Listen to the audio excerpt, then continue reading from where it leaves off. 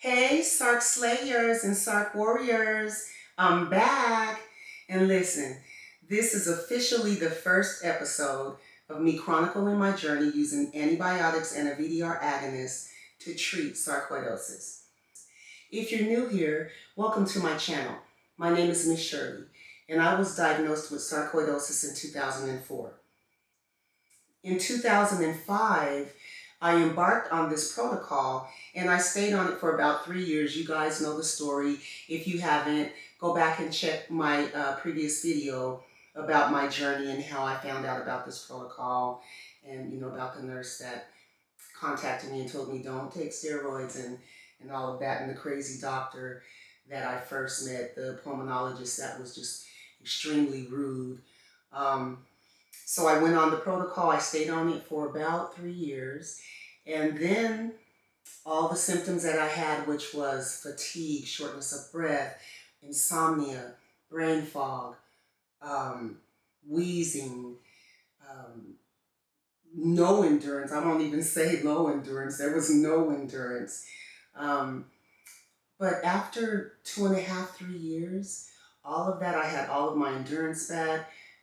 There was no more brain fog, no more night sweats, insomnia, all of that went away. And what I was supposed to do is every 1 to 3 years, we would do what is called a therapeutic probe. And I didn't do that. I was too busy living my life. I went back to school, got a degree, advanced in my career. And so now I'm doing that therapeutic probe. So let me tell you a little bit about the science behind the Marshall Protocol for those of you that are new here and you're interested. The reason why I'm doing this, I'm sharing my journey using this protocol, is because oftentimes I will go to sarcoidosis support sites and I see a lot of people suffering. And I can honestly say that throughout my 20 years, I have never experienced any of the things that I see people experiencing. And so it was put on my heart to show whoever, I don't know who this is for, but it's for somebody, to show them that you do not have to suppress your immune system. Okay, so with that said, I'm going to go ahead and let you guys know about the science behind this protocol, and then I'll share some papers with you real quick, and then I got to get to work. All right, so the Marshall Protocol, the science, the paradigm, is based on the Marshall pathogenesis, which posits that chronic diseases termed Th1 illnesses are the result of infection by an intraphagocytic metagenomic microbiota of chronic microbial forms that we often refer to as Th1 pathogens. Patients on the Marshall Protocol take a higher than typical dose of a medication called olmesartan, known as Benicar in the United States, which is able to bind and activate the vitamin D receptor, the VDR, by pushing 25D and bacterial proteins out of the receptor. Patients also lower levels of 25D in the body by avoiding the kinds of vitamin D present in various foods. These measures renew the body's ability to turn the innate immune response and produce antimicrobial peptides.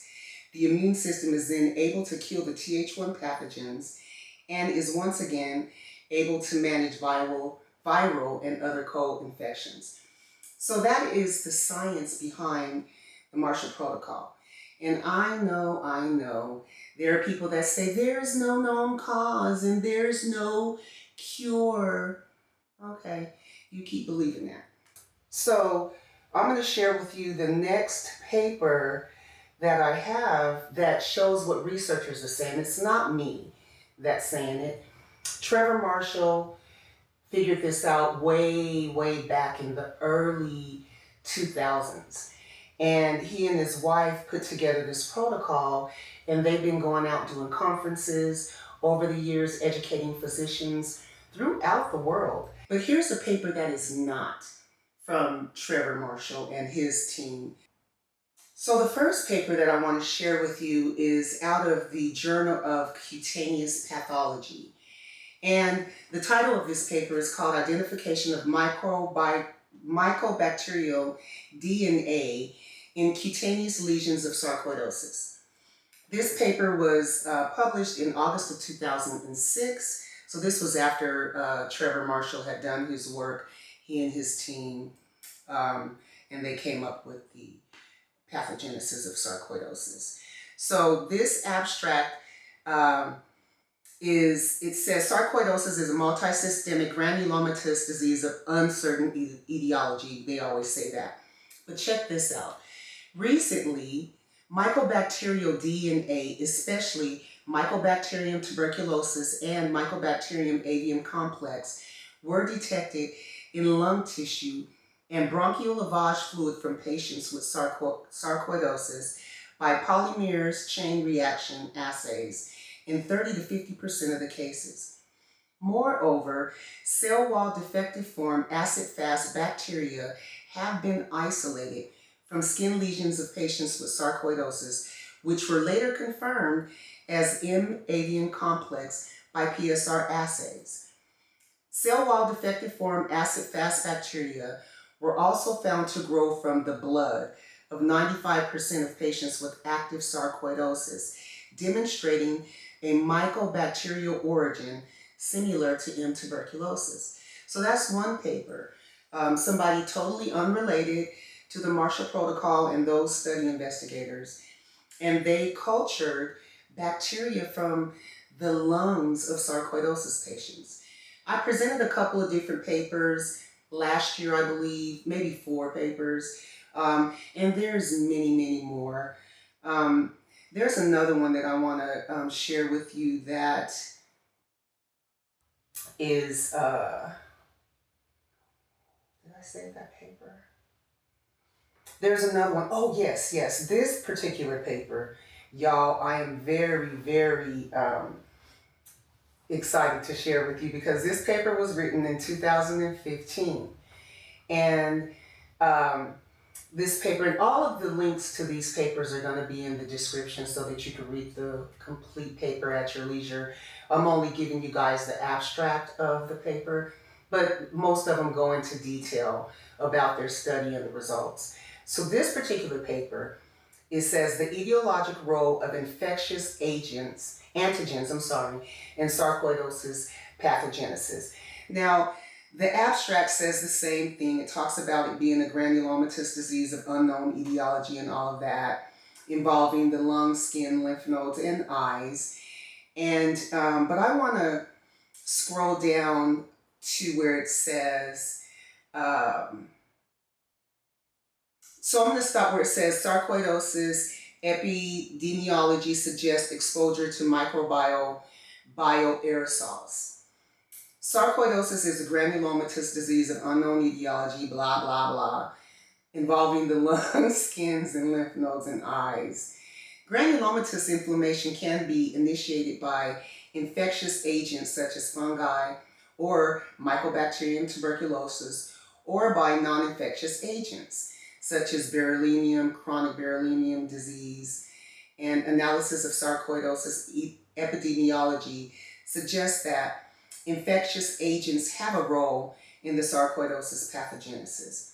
Now, they did clinical trials using the same antibiotics that I'm using today, and here's what they have said in that. So they talk about the clinical trials, and it says, after publication of molecular and immunological support for a role of microorganisms in sarcoidosis pathogenesis, such as fungi, Proponibacteria, and mycobacteria, there has been an increasing number of case reports and clinical trials regarding efficacy with antimicrobial therapy.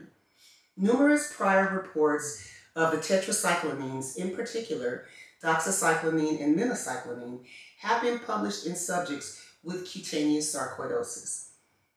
Although minocycline has antimicrobial effects against P. acnes, its mechanism of action is thought immunomodulatory, meaning it modulates or it stimulates the immune system. A recent report of efficacy of clarithromycin, which has efficacy against Proponibacteria and mycobacteria, was reported in a Japanese woman with systemic sarcoidosis. Conclusive delineation of the mechanism of action is pending. I don't have that yet, but I will go find it. But here's what the summary says.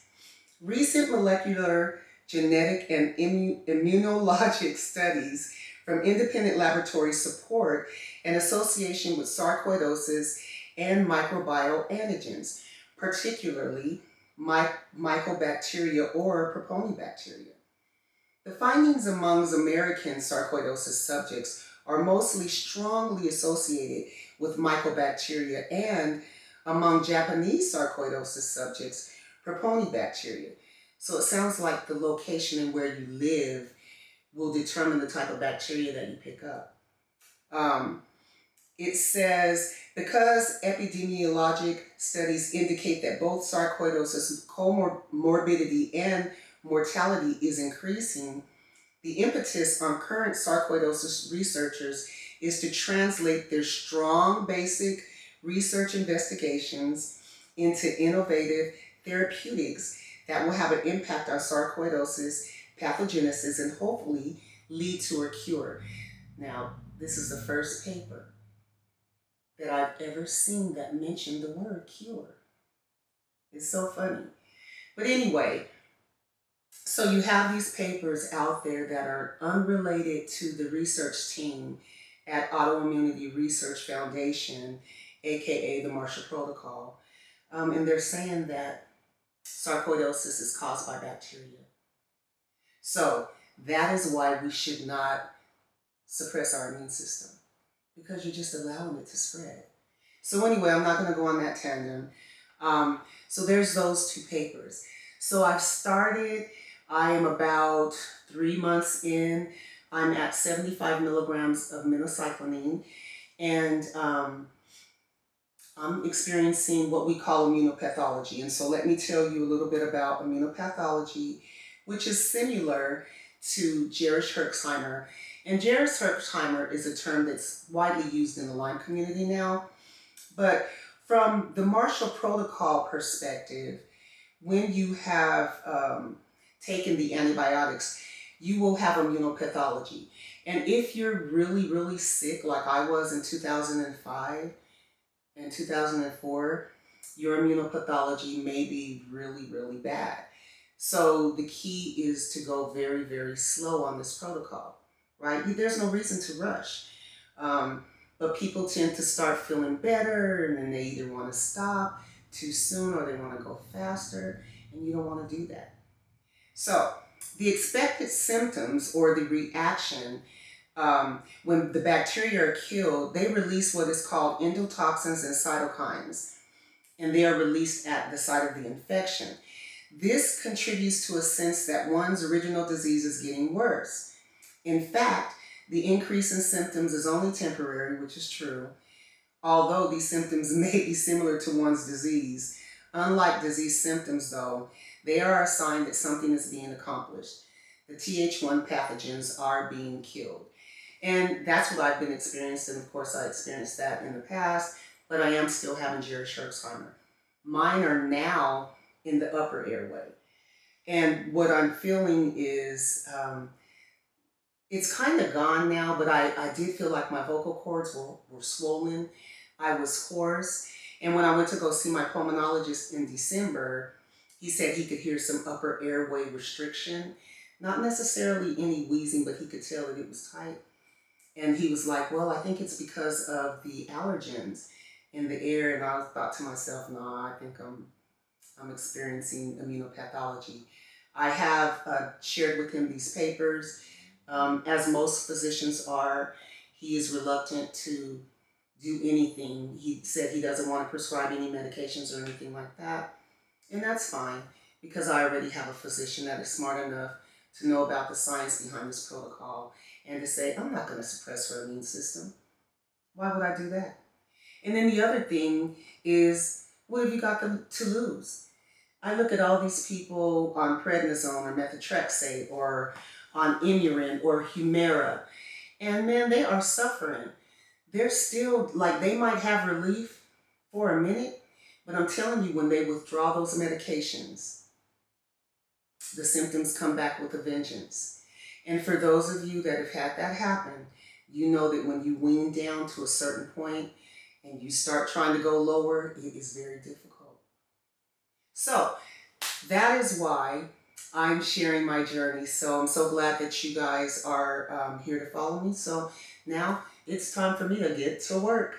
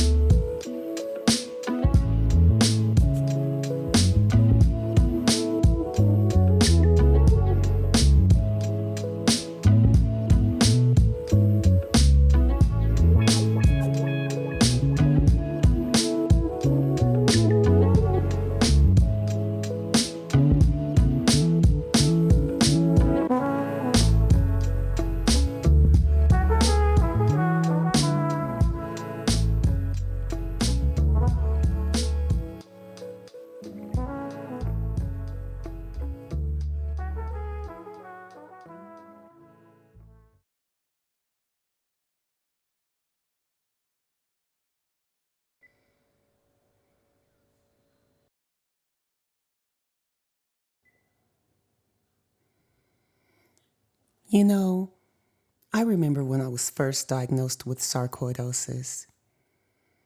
My coworkers, they would be like, "You don't look sick.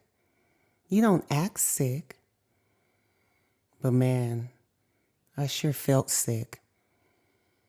And that's the thing with this disease. You know, way back then, I had good days and I had bad days. But I kept fighting and pushing through.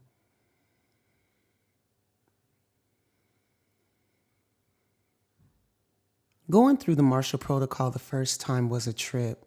I didn't work from home back then, and if you knew what the early protocol entailed, it was pretty intense. Pretty intense. But I followed it to a T. I had to. There was no other options. I mean, everything that I read about this disease scared me. And when I started reading the science behind this protocol, I was excited. You know, I love caring for my family and I love my job. I love to be active. That's why I'm doing this protocol. And I'm so, so thankful.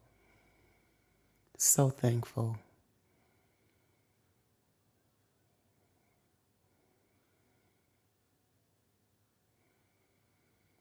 Especially this part, caring for this big guy.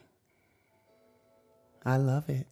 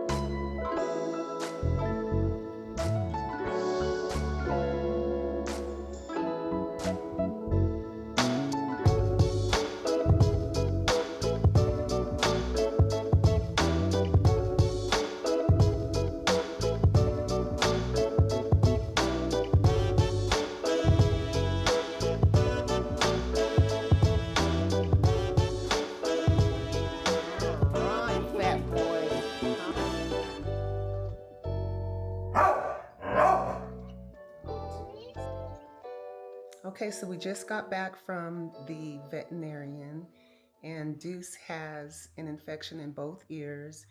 In the left ear, there's bacteria, and in the right ear, there's fungus. So bless his heart. And he was all itchy. So we did get an injection. I forget what the name of the medication is, but that should hold him for about another 3 weeks. So, yeah. So now what I'm about to do is I've got to run and pick my son up a computer, a laptop for school. His other one died and he's been using his iPad. So I need to go and get that. And for me, I need to get a monitor for my MacBook. So I want to get an additional monitor, a larger one. That way it's easier for me to kind of see um, when I'm doing things that I do. So anyway, yep, that's where I'm about to head to. Best Buy real quick, and then I'll come back. And we're having grinder sandwiches tonight, so I'm looking forward to that because I'm starving. I haven't eaten all day. So anyway, that's typical. So let's hit it.